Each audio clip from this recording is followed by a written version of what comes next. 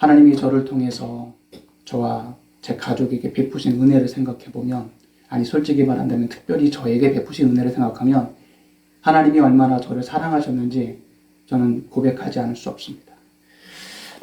좀 전에 그 찬양을 듣는데 눈물이 왈칵 쏟아지더라고요. 제가 본래 집에서 혼자 찬양하다가 눈물을 많이 쏟습니다. 청년 때부터 늘 그렇습니다. 학교나 이런 데서는 살쾡이 같이 굴고 혼자서는 하나님의 은혜 가운데 있어서 대학원 동기들도 저를 살쾡이로 기억합니다.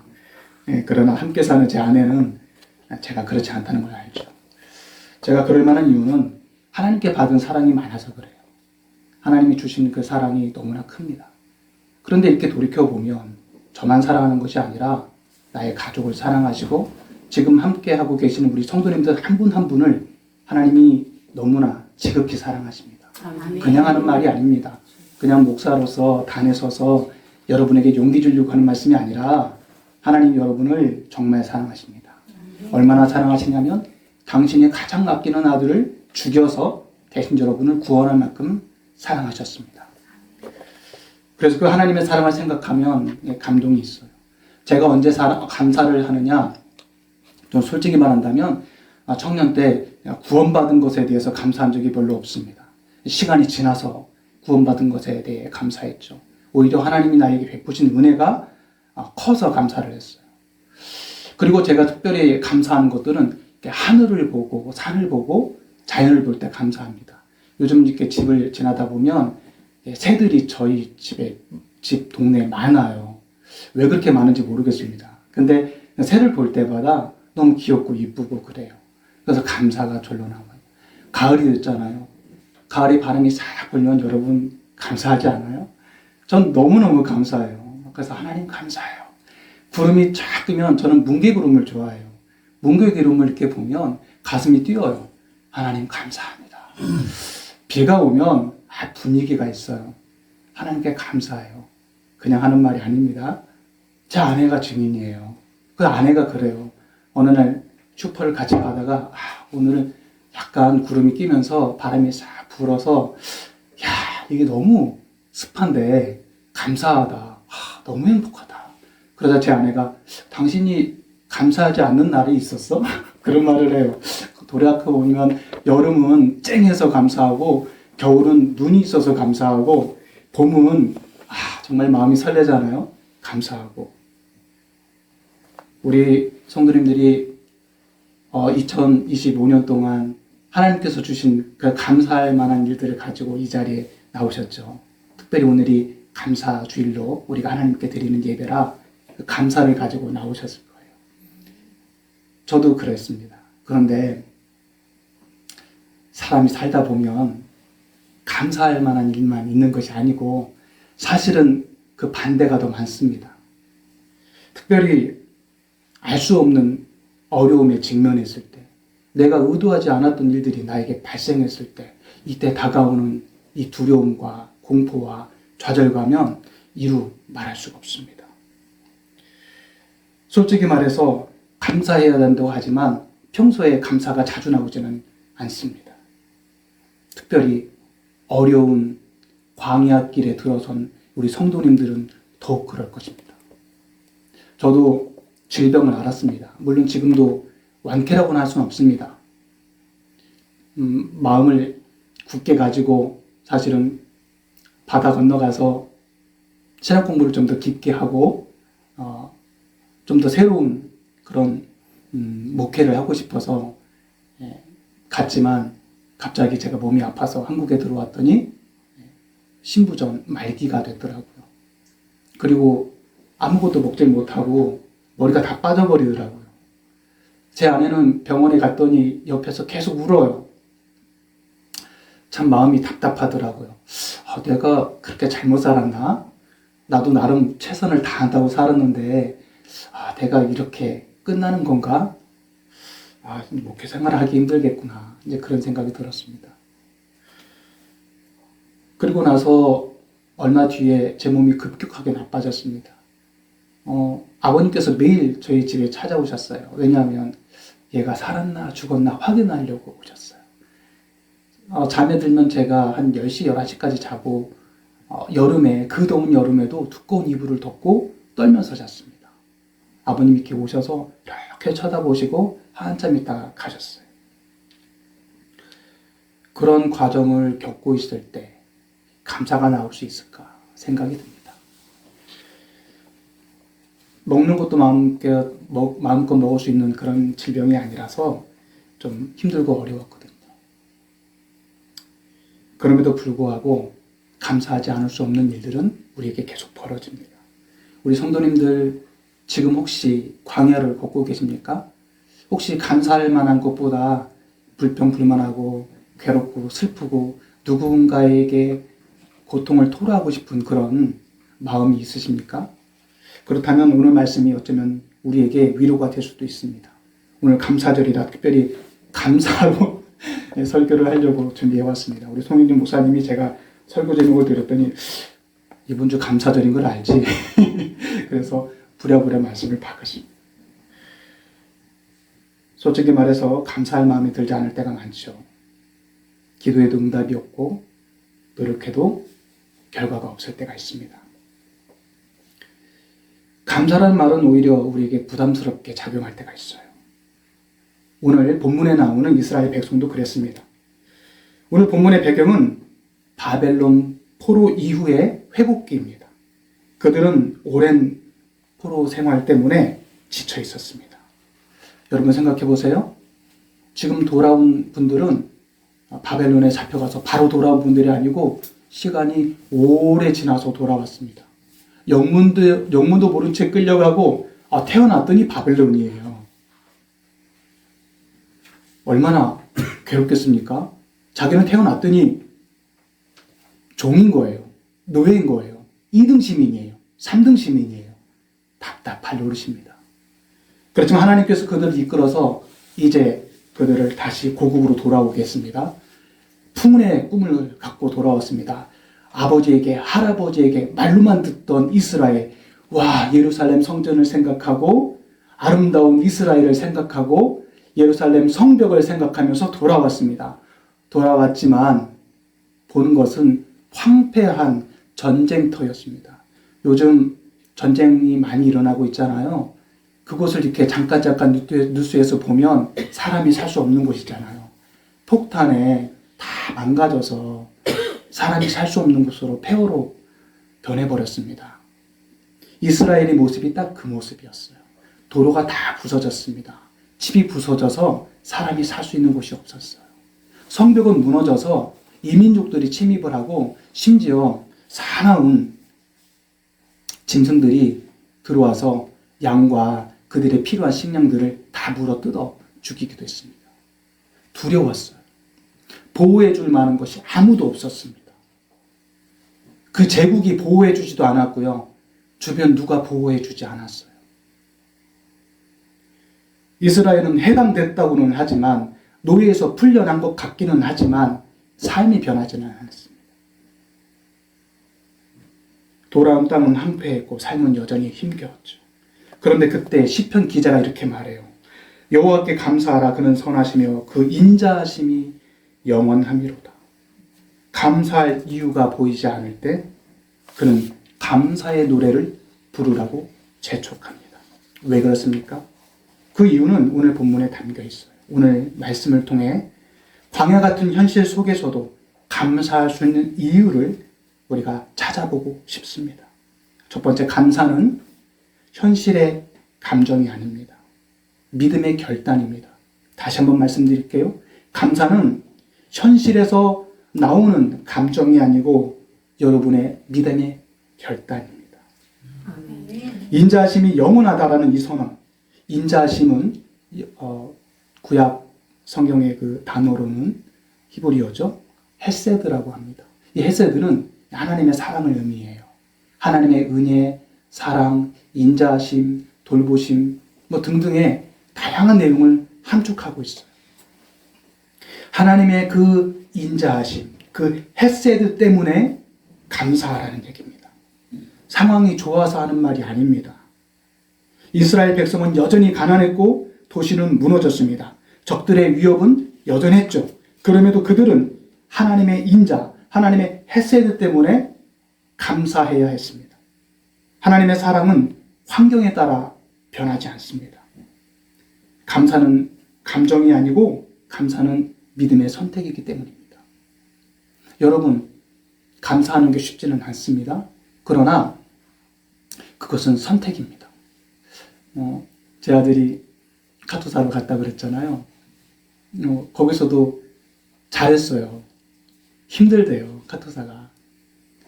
처음 그 훈련 받을 땐 상당히 힘들대요. 죽겠다 그러더라고요. 그런데 그 카투사를 졸업할 때, 훈련 졸업할 때도 우수상을 받았어요. 여러 가지로 잘했대요. 그래서 자신감을 가지고 자기가 원하는 가장 좋은 곳에 지원을 했대요. 사령부에 지원을 했다나 그 최고 사령관이 있는 그곳에 지원을 했답니다. 자신감을 갖고 될 수 있다고 막 믿고 그러더라고요. 속으로 그런가? 저희들은 기도했습니다.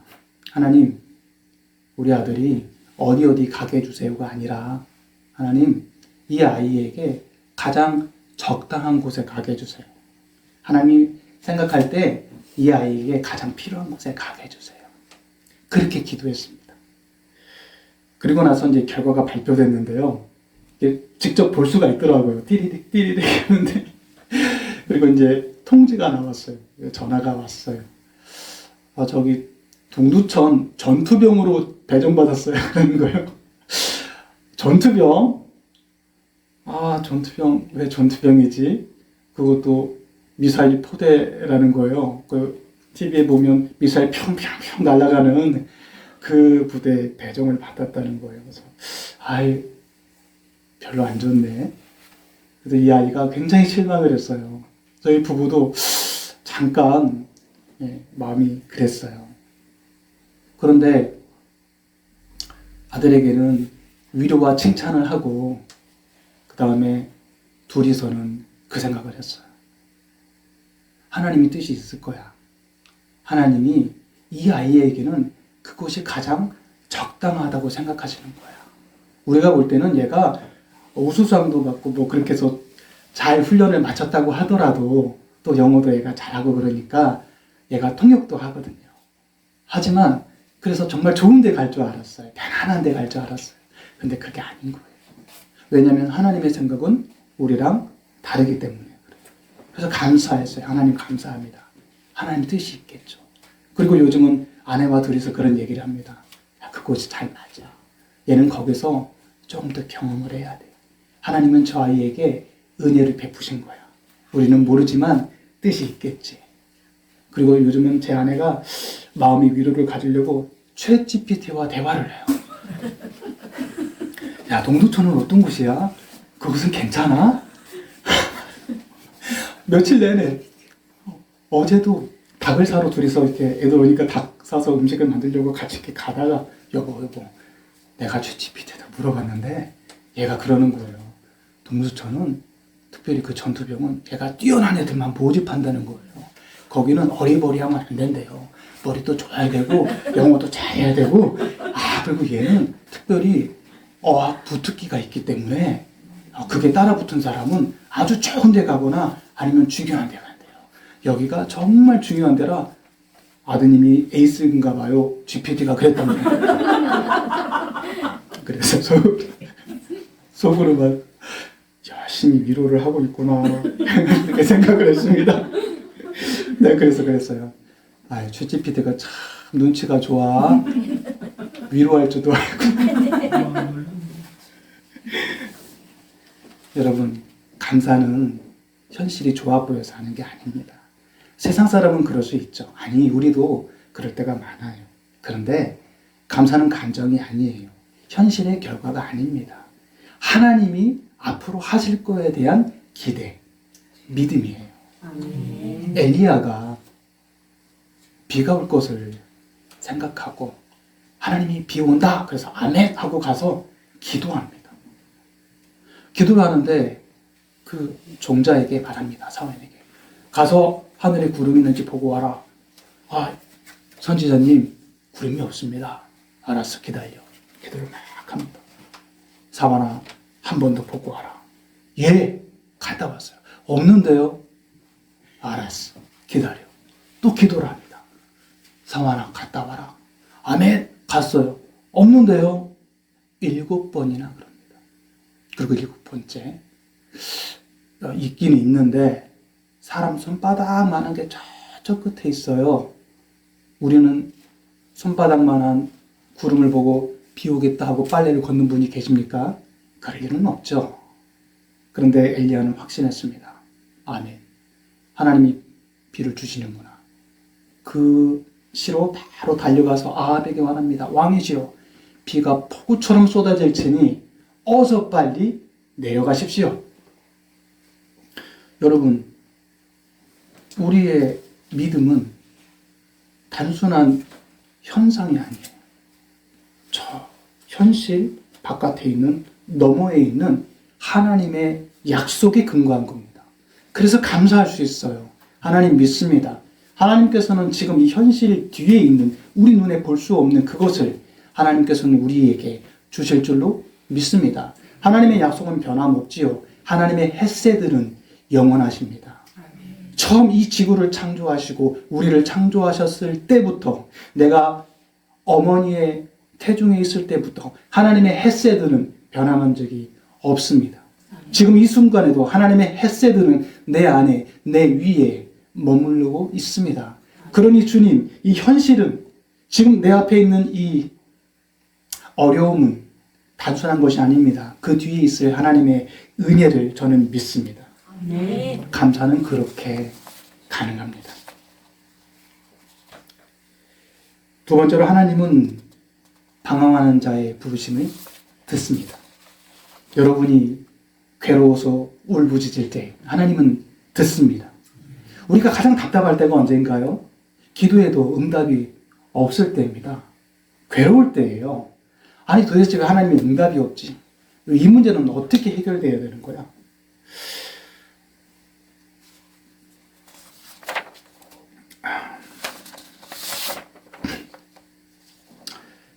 사절에 그들이 광야 사막길에서 방황하며 거할 성읍을 찾지 못했다, 이렇게 말을 합니다.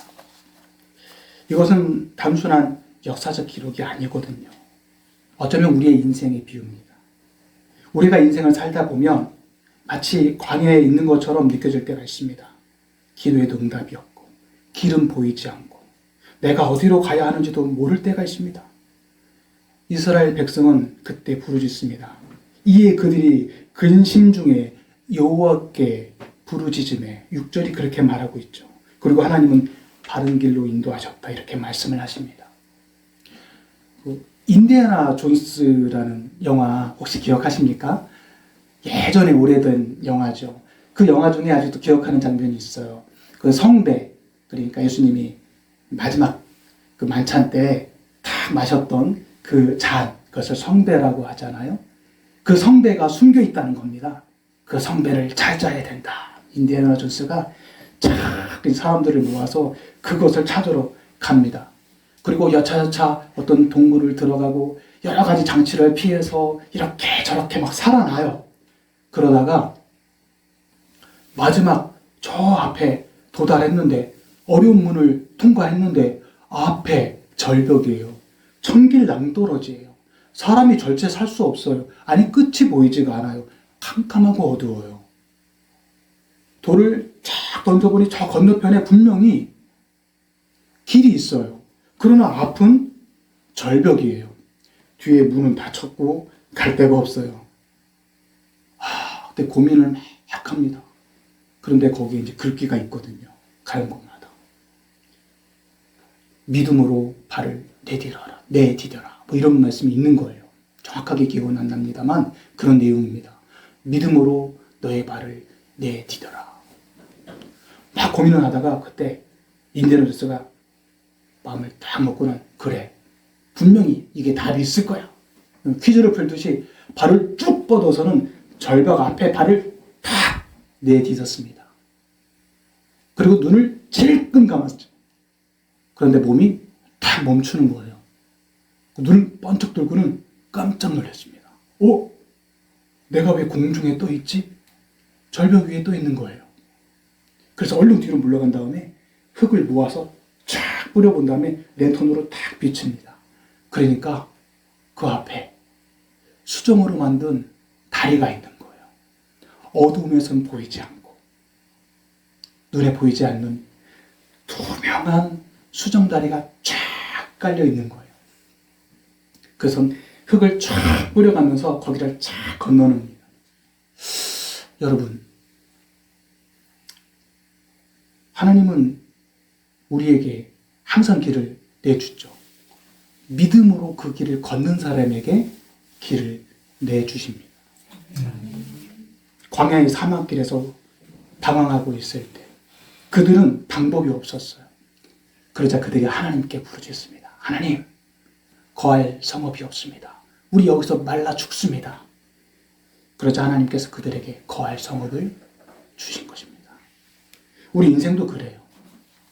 때때로 우리가 방황하고 힘들고 어찌할 바를 모를 때 우리가 하나님께 부르짖으면 하나님은 우리에게 건너갈 다리를 주십니다. 믿음으로 건너갈 그 다리. 그러나 그것은 보이지 않아요. 믿음으로 여러분이 내디딜 때, 하나님께 부르짖을 때 비로소 여러분이 걸을 수 있어요. 그래서 우리는 하나님께 감사할 수 있죠. 북극에서 탐험하던 탐험대가 그 폭풍 속에 나침반을 잃어버린 거예요. 그래서 길을 갈 수가 없어요. 우리가 기지로 돌아가야 되는데 어디지? 아무것도 보이지 않아요. 폭풍우라. 한참 헤매들 때 어떤 대원 하나가 가방에서 주섬주섬 뭔가를 꺼내는 거예요.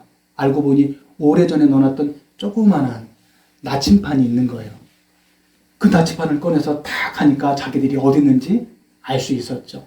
그 작은 나침판을 보고 자기의 그 기지로 무사하게 귀환했다는 얘기입니다. 여러분에게 나침판은 누구십니까? 우리에게 나침판은 하나님이 할 줄 믿습니다. 믿음으로 기도하는 자에게. 하나님을 믿고 부르짖을 때 하나님이 우리에게 나침판을 들려주십니다.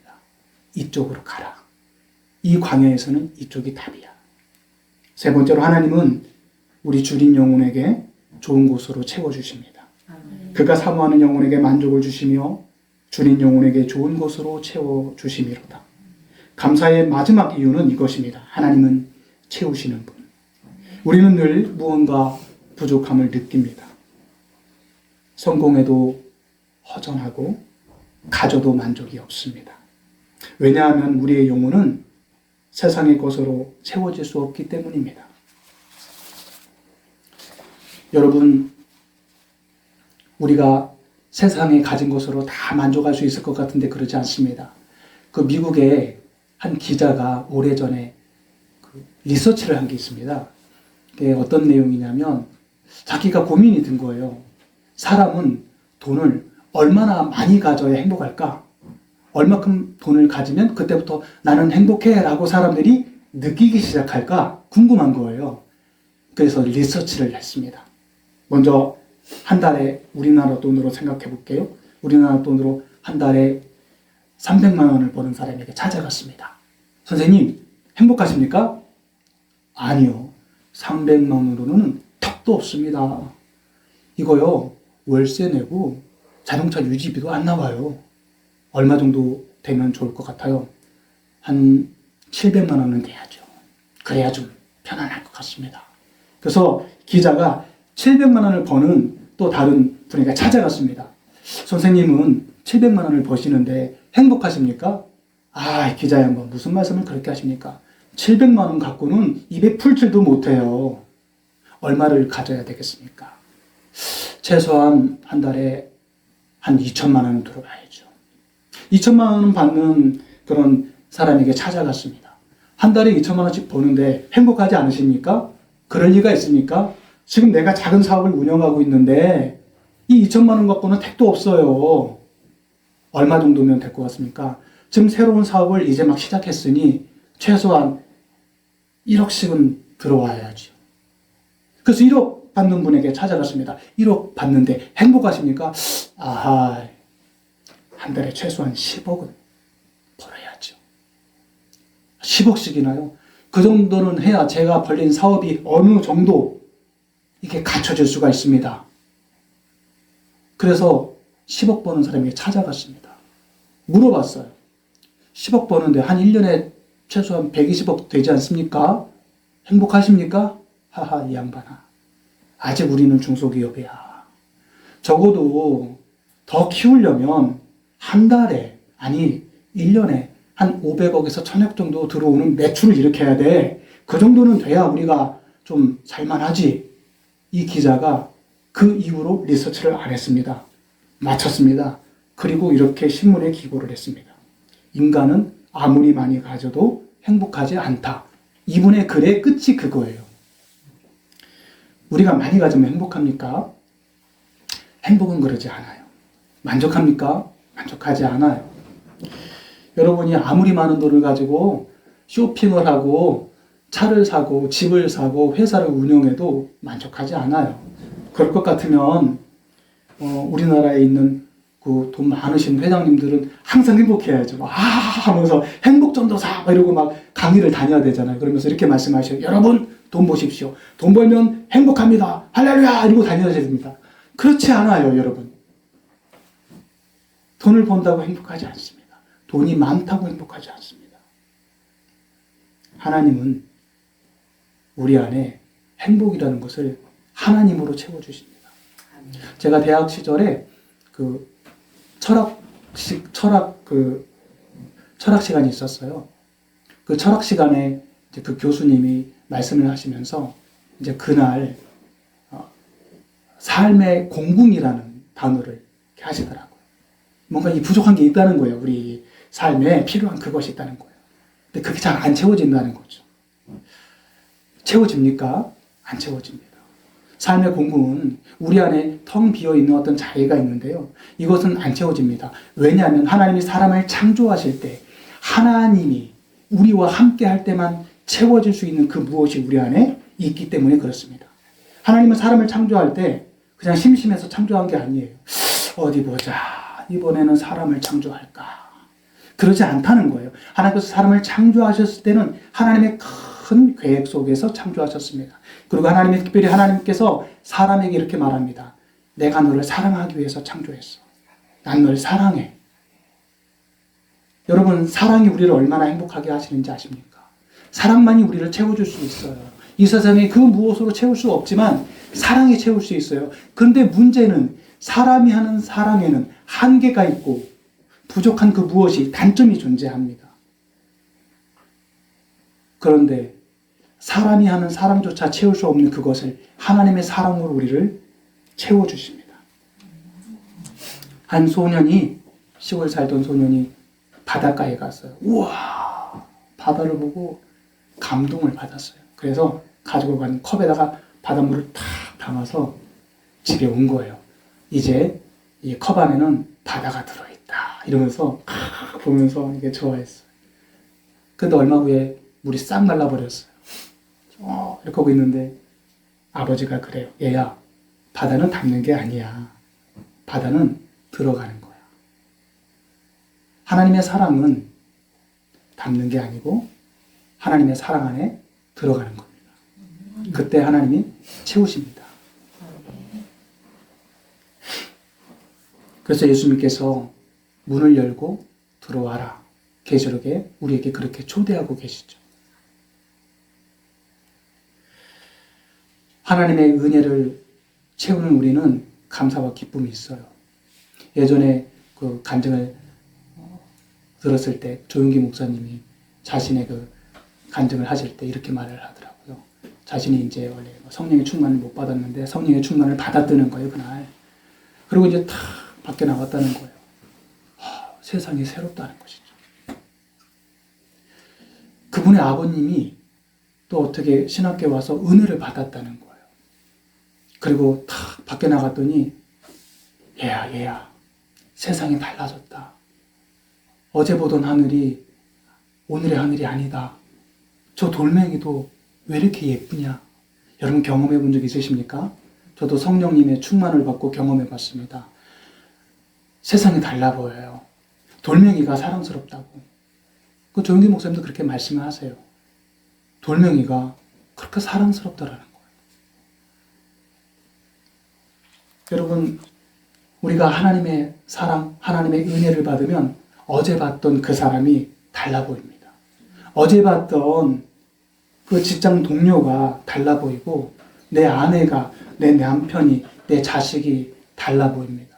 저는 가끔 혼자서 골방에서 기도를 하고 하나님의 은혜를 이렇게 경험할 때가 있거든요.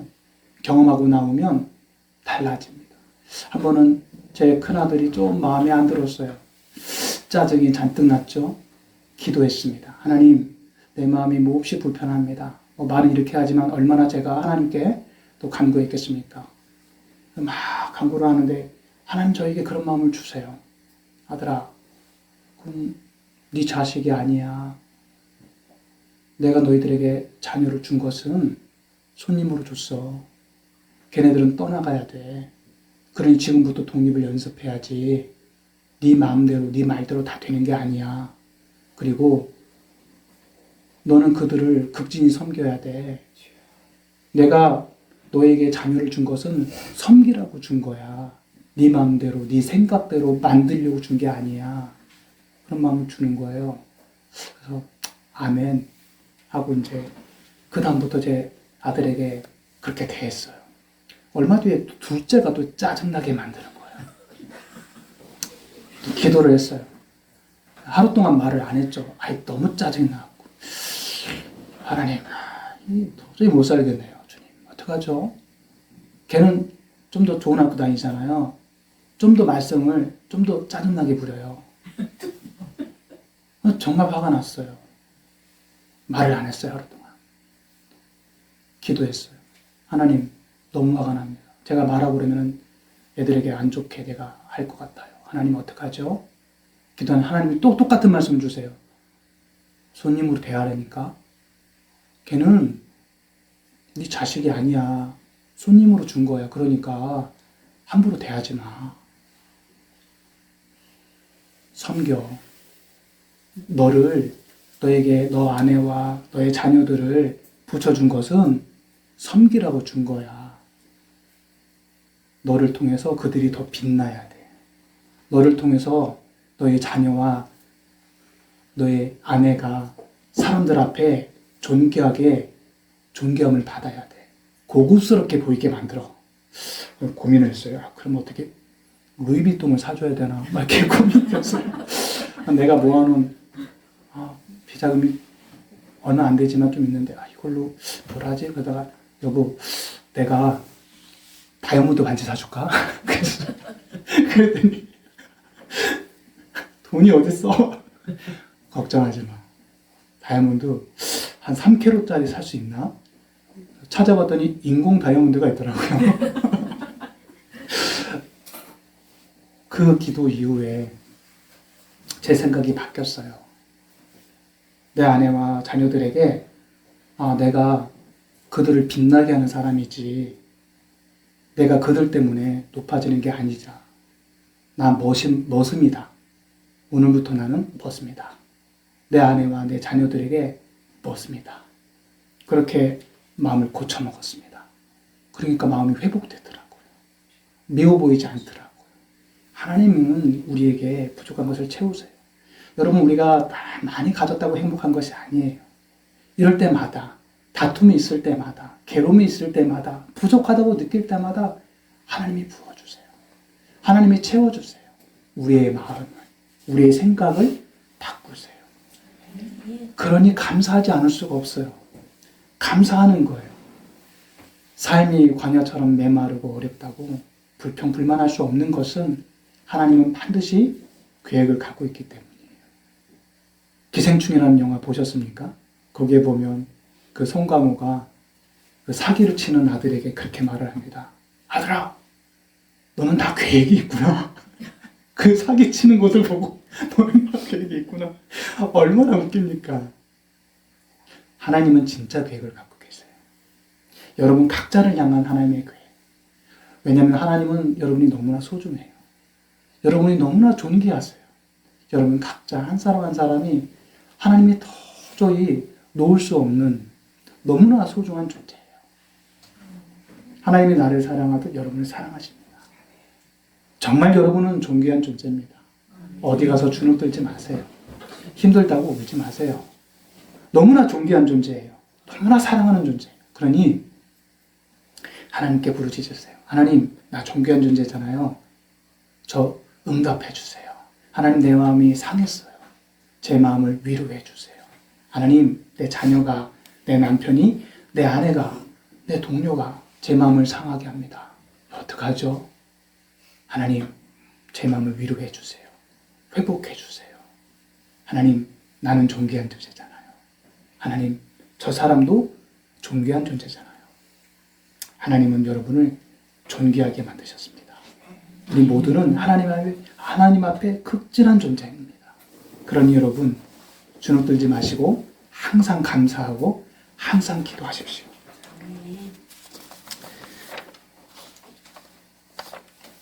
이스라엘 백성들은 감사할 제목이 있어서 감사한 것이 아니고 광야에서 감사를 했습니다. 감사는 결과가 아니라 과정에 있는 우리의 믿음의 결단이요 신앙의 고백입니다. 광야는 끝이 아닙니다. 하나님은 그곳에서 우리를 새로운 길로 인도하시고 줄인 영혼을 채우십니다. 감사로 다시 살게 하십니다. 오늘 우리가 드릴 감사는 환경을 위한 감사가 아닙니다. 하나님을 향한 감사여야 합니다. 여호와께 감사하라. 그는 선하시며 그 인자하심이 그 헤세다가 영원하미로다. 광야 같은 현실에도 그분의 사랑을 붙잡고 감사하는 성도, 그 감사가 기적이 되는 이 한 주간이 되시기를 우리 주님의 이름으로 축복합니다. 기도하시겠습니다.